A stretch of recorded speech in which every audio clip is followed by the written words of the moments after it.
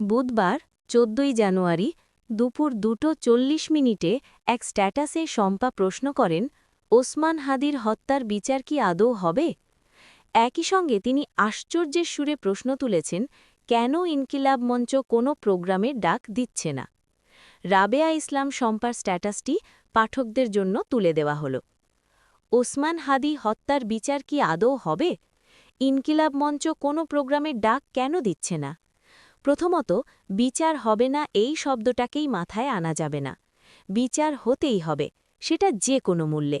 বিচার আদায় না হলে ওসমান হাদিরা, বিপ্লবী বীরেরা এদেশে আর জন্মাবে না। তবে এত দেরি বা সময় কেন লাগছে?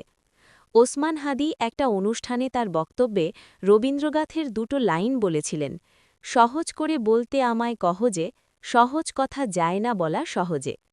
তাই যুক্তি, তর্ক, ব্যাখ্যা কিছুই টানছি না।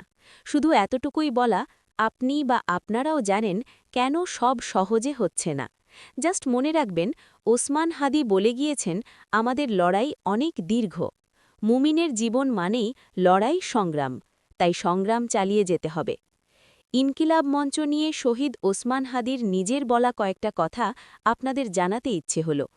আমার প্রথম সন্তান ইনকিলাব মঞ্চ, দ্বিতীয় সন্তান ফিরনাস। পোলাপানগুলারে বেতন দেই না, ঠিকভাবে খাবারও খেতে পারে না কাজের জন্য। নিঃস্বার্থভাবে আমার সাথে লেগে থাকে। ওদের ভবিষ্যতের চিন্তাও ওদের নাই। আমার তো ওদের ভবিষ্যৎ গড়ে দিতে হবে ডিয়ার।